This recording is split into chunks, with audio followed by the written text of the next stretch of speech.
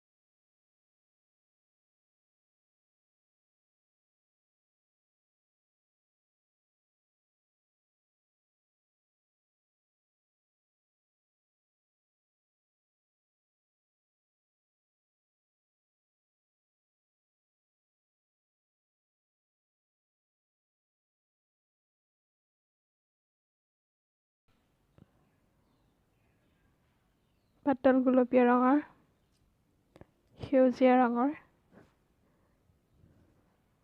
আৰু ক'লা ডেন্সি হয়। 4 টকা আছিলে এটাত। যিকোনো সূতা দোকানত এইটো পোৱা যায়। কালাৰটো আপোনালোকে নিজৰ চইজত ল'ব। আহকচোন, মই এটা বনাইছিলোঁ।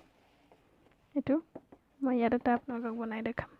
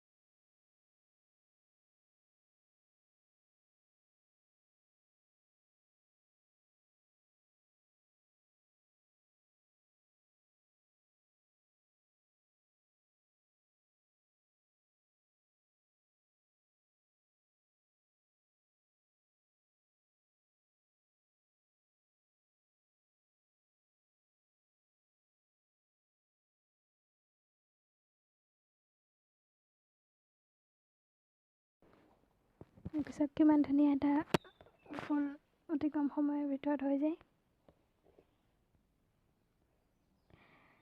চাদৰৰ কাষত মেখেলাত কিমান ধুনীয়া লাগিব নহয়নে? আপোনালোকে তুলি চাবচোন।